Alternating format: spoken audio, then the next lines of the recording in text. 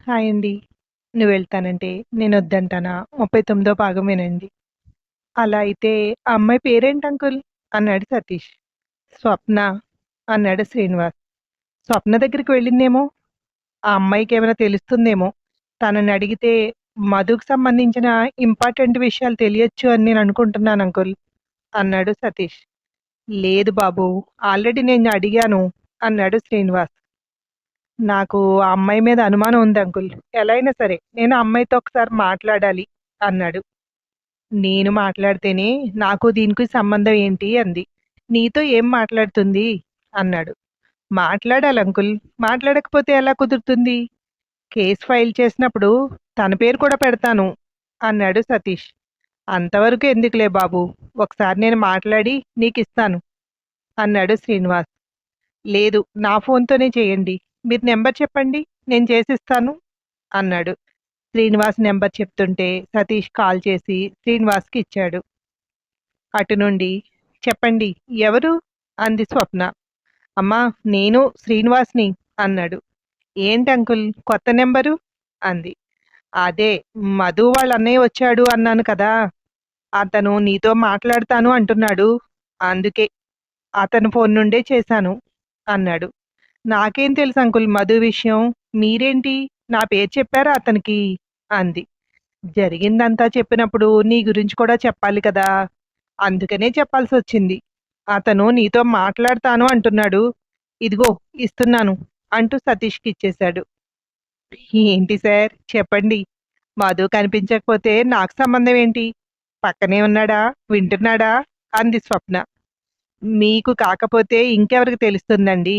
మీరు తీసుకొచ్చి ఇక్కడ పెట్టుకోవాలి అని చెప్పినందువల్లే కదా మధుని తీసుకొచ్చి ఇక్కడ పెట్టారు అన్నాడు సతీష్. జీవించేస్తున్నావే పాత్రలో, వాళ్ళని భయపెట్టడానికని వెళ్ళి నన్ను భయపెడుతున్నావా?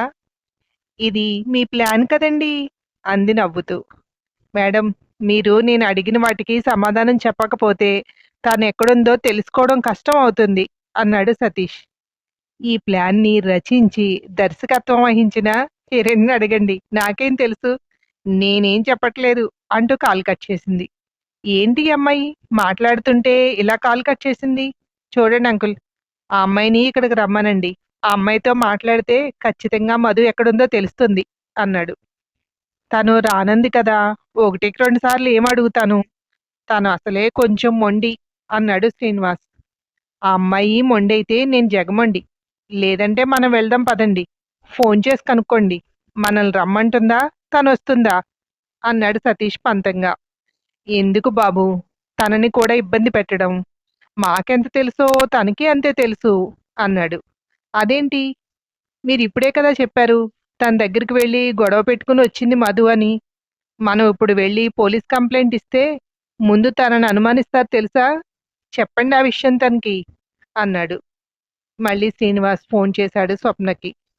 నువ్వొకసారి ఇక్కడికి రావాల్సి ఉంటుంది అన్నాడు.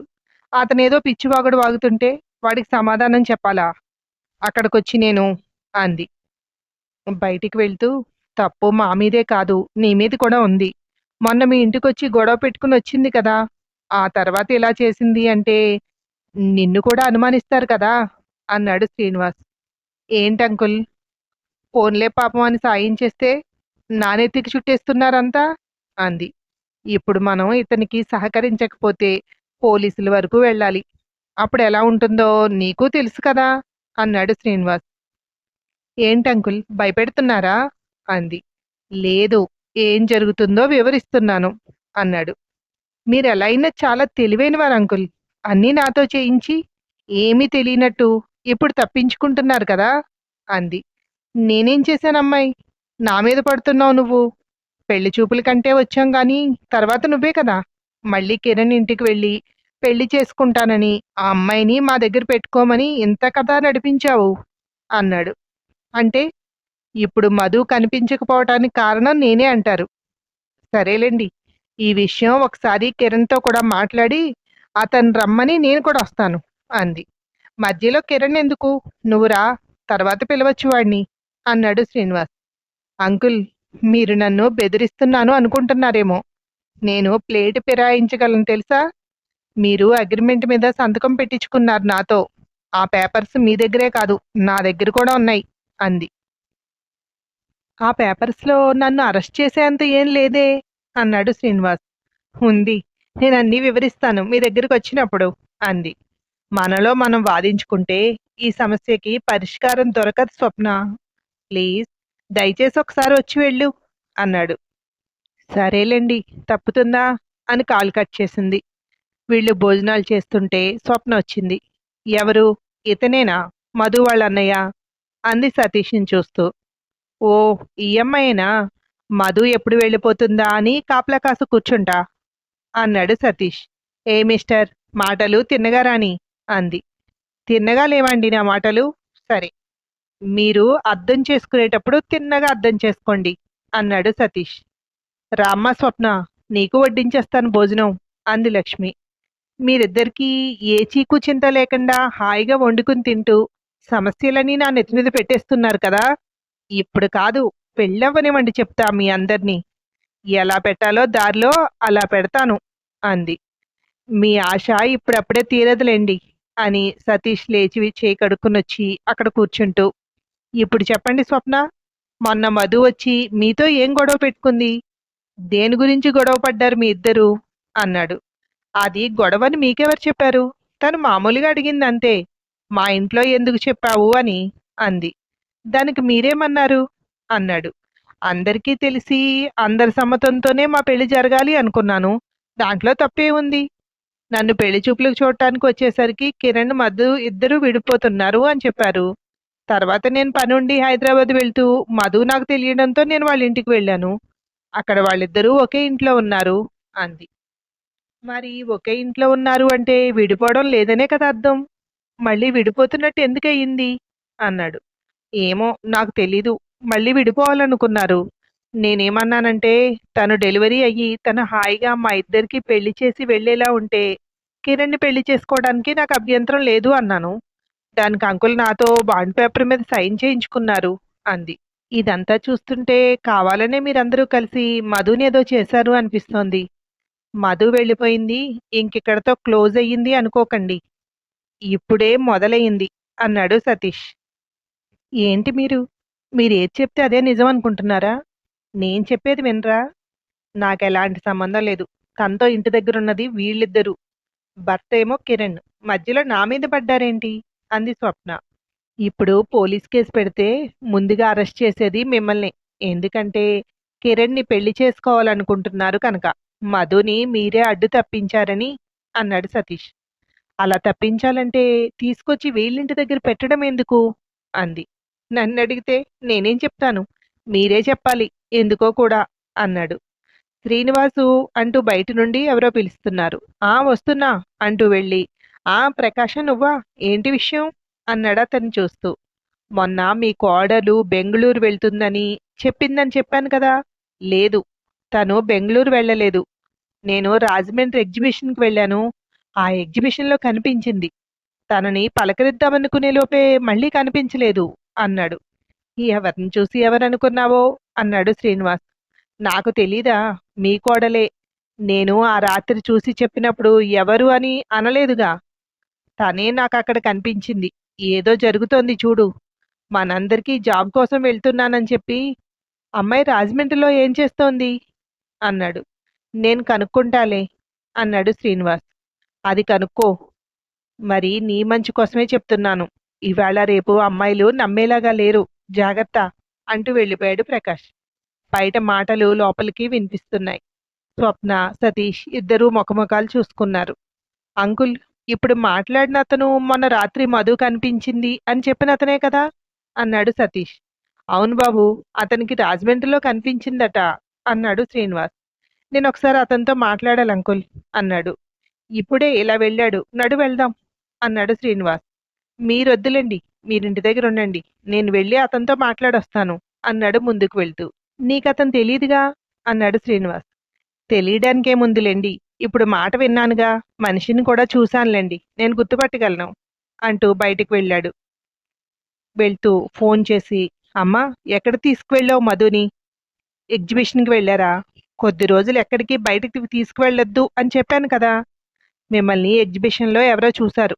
వాళ్ళిక్కడికొచ్చి రాజమండ్రి ఎగ్జిబిషన్‌లో చూశాను మీ కోడల్ని అని చెప్తున్నాడు అన్నాడు. ఇది మరీ బావుందిరా! పెళ్ళేదో సరదా పడితే తీసుకువెళ్ళాను. ఈసారి ఎక్కడికి వెళ్ళినా మాస్కులవి పెట్టుకుని జాగ్రత్త పడతాంలే అంది సౌభాగ్యం. జాగ్రత్త, డెలివరీ వరకు మన ఇంటి దగ్గర ఉందని ఎవరికీ తెలియకూడదు అన్నాడు. తెలియనివ్వను, జాగ్రత్తగానే ఉంటాను. నువ్వు వచ్చేస్తున్నావుగా ఈరోజు అంది. స్వప్న కూడా ఇక్కడే ఉంది. ఈ రోజుండి రేపొస్తాను అన్నాడు. సరే ఉంటాను అంటూ కాలు కట్ చేసింది. ప్రకాష్ని కలవకుండానే ఇంటి దారి పట్టాడు సతీష్. ఇక్కడ మధు ఉన్న దగ్గర నిన్న రాజమండ్రి ఎగ్జిబిషన్లో చూశారట ఎవరో. అతను మీ మామగారికి చెప్పారట ఎగ్జిబిషన్లో మీ కోడల్ని చూశాను అని అంది సౌభాగ్యం. అవునా? ఎవరై ఉంటారు? నన్నంత తొందరగా గుర్తుపట్టేసేవాళ్ళు ఆ ఊర్లో కూడా ఉన్నారా? నేనెవరికీ కనిపించనే కనిపించను. మొన్న వచ్చేస్తున్న రోజు ప్రకాష్ అంకుల్ కనిపించారు. అతనే పలకరించి నేను మీ మామగారి ఫ్రెండ్ అని చెప్పాడు. బహుశా అతనే చూశాడేమో అంది మధు. జాగ్రత్తగా ఉండమని సతీషు ఫోన్ చేశాడు అంది సౌభాగ్యం. నేను వెళ్తుంటేనే చెప్పానా మీ ఇద్దరికి జాగ్రత్త అని అన్నాడు ప్రసాద్. పర్లేదులేండి, ఇది ఒకందుకు మంచిదే. కనిపించి కనిపించినట్టు ఎక్కడుందో తెలియక మధు కోసం వెదికి తనే నా కోడలుగా కావాలి అని అడిగే రోజు వస్తుంది చూడండి అంది. అంతవరకు మనం జాగ్రత్తగా ఉండాలి కదా అన్నాడు. ఈసారి ఎక్కడికి వెళ్ళినా జాగ్రత్త పడతాంలేండి మధు. మనం ఎక్కడికి వెళ్ళినా ఈసారి మొహానికి కవర్ చేసుకుని వెళ్దాం అంది. నా పరిస్థితి ఎలా ఉందంటే అమ్మా, కొరివితో తలగొక్కోవడం అంటారు చూడండి, అలా ఉంది. కిరణ్ నన్ను విసుక్కోవడం ఏంటి? నేను ఇంట్లోంచి బయటకు వచ్చేసి మళ్ళీ ఇన్ని పరిణామాలు చూసారా? ఇదంతా కావాలని చేసుకున్నట్టే ఉంది కదా అంది. నువ్వు చెప్పిన ఉపమానం కూడా కరెక్టే. నువ్వు మళ్ళీ ఇక్కడికి రాకుండా ఉండాల్సింది. ఇక్కడికి ఎందుకు వచ్చావు అంది సౌభాగ్యం. ఎలాగో కిరణ్ మళ్ళీ నన్ను ఇష్టపడుతున్నాడని అర్థమైంది. ఏదో పనిలో పని పేరెంట్స్ని కూడా ఇష్టపడేలాగా చేసుకుందామని. స్వప్న తోడుంటుంది కదా, సాధ్యమవుతుంది. అందరూ కలిసి ఉండొచ్చు అనుకున్నాను. లేదంటే ఇలా వచ్చేదాన్నే కాదు అంది. కొందరు కొన్ని అనుకుంటారు, అవి తప్పించి మరొకటి చెయ్యరు. మనం అనుకుంటాం వాళ్ళు మారుద్దాము అని. వాళ్ళు మారరు, ఎప్పటికీ అలాగే ఉంటారు అన్నాడు ప్రసాద్. పాపం, ఈ వయసులో వాళ్ళిద్దరినీ ఇబ్బంది పెడుతున్నామేమో అనిపిస్తోంది అప్పుడప్పుడు. ఒక్కోసారి ఏంటి వీళ్ళు అనిపిస్తోంది అంది మధు. నువ్వు వాళ్ళ గురించి ఆలోచిస్తున్నావు కానీ వాళ్ళు నీ గురించి ఆలోచించట్లేదు కదా. అలా ఆలోచించే రోజు వచ్చిందంటే మనం సక్సెస్ అయినట్టే. అప్పుడే కాపురం సజావుగా సాగుతుంది అంది సౌభాగ్యం. మళ్ళీ శ్రీనివాస్ ఇంట్లో. ఏం బాబు, మాట్లాడేవా అన్నాడు లోపలికి వస్తున్న సతీష్ని చూస్తూ శ్రీనివాస్. లేదండి, ఆయన ఫాస్ట్గా వెళ్ళిపోయారనుకుంటా, అక్కడెక్కడా కనిపించలేదు అన్నాడు. నేను వెళ్ళాలి, ముందు నా సంగతి చూడండి. ఏదో మాట్లాడాలి అన్నారు కదా, మాట్లాడేస్తే నేను వెళ్తాను అంది స్వప్న. మాట్లాడడం అంటే ఏదో ప్రశ్న అడగడం కాదు. ఇప్పుడు మనందరం కలిసి మధు ఎక్కడుందో కనిపెట్టాలి. లేదంటే పిన్నికి బాబాయ్కి ఏం చెప్తాం ఎక్కడికి వెళ్ళింది అంటే. నీకెలా ఉందో నాకు తెలియదు కానీ ఈ పరిస్థితి నాకు భయాన్ని కలిగిస్తోంది అన్నాడు సతీష్. నీలా టెన్షన్ పడుతున్నట్టు పైకి కనిపిస్తేనే టెన్షన్ ఉన్నట్టా, లేకపోతే లేనట్టా అంది. ఏమో, నేను వచ్చేటప్పటికి ఏం లేదు ఇక్కడ. ఒక మనిషి కనిపించట్లేదు అన్న ఫీలింగ్ ఏం లేదు వీళ్ళకి.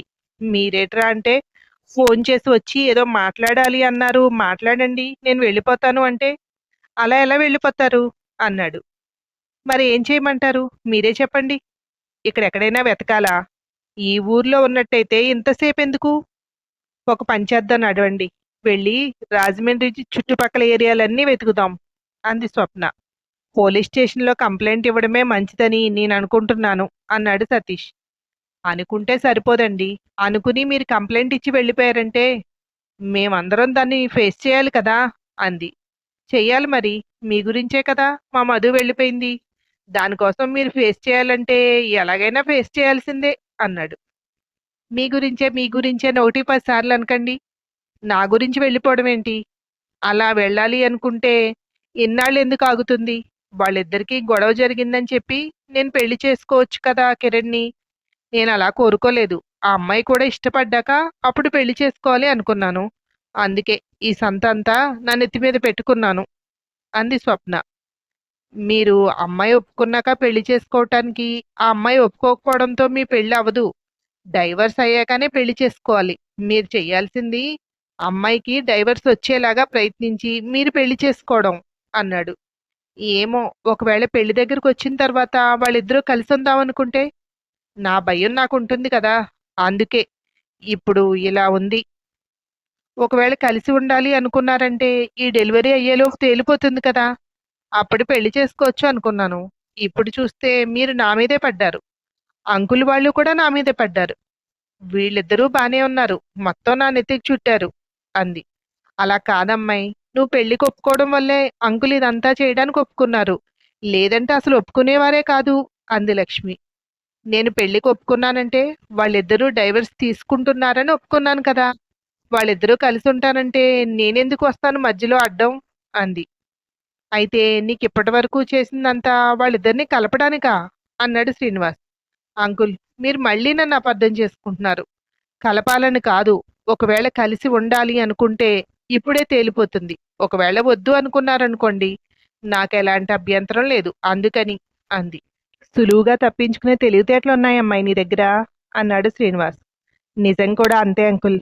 ఇప్పుడు ఇది ఏదైనా నేను ఈజీగానే తప్పించుకోగలను. మీరిరుక్కుంటారు. సమాధానం చెప్పాల్సి వస్తారు అంది. నేనలా ఊరుకోను. సెక్షన్స్ నాకు తెలుసు. అనుభవించాల్సి వస్తే అందరూ కలిసే అనుభవిద్దాం అన్నాడు. ఏంటంకుల్ నన్ను కూడా కలిపేశారా? సరే అయితే ఈసారి నేనేంటో చూపిస్తానో కాసుకోండి అంది. ఏంటి స్వప్న కోపంగా మాట్లాడతావు అంకుల్తో? నువ్వు కలిసే కదా ఈ నిర్ణయం తీసుకున్నారు. నువ్వు ఏం చెప్తే అన్నిటికీ అంకుల్ ఒప్పుకున్నారు కదా అంది లక్ష్మి. ఎందుకు ఒప్పుకున్నారంటీ? వాళ్ళ కులం అమ్మాయి వాళ్ళ ఇంటి కోడలుగా వస్తుంది కనుక ఒప్పుకున్నారు. లేకపోతే ఒప్పుకుంటారా? కులం కోసం కడుపుతో ఉన్న కోడల్ని కూడా బయటికి పంపించడానికి ఇష్టపడ్డారు. ఇలాంటి మనిషి మళ్ళీ నన్ను ఇరికిస్తాడట. అంతవరకు రానివ్వండి. ఎలా చేయాలో నాకు తెలుసు అంటూ బయటికి వెళ్ళిపోయింది. ఇప్పుడు నేనేం చేయాలి? కేసు పెట్టాలా? లేకపోతే పిన్నికి బాబాయ్కి చెప్పి ఎక్కడన్నా వెతికించాలా అన్నాడు సతీష్. ఆ తర్వాత ఏమైందో మరో భాగంలో వినండి. Thank you.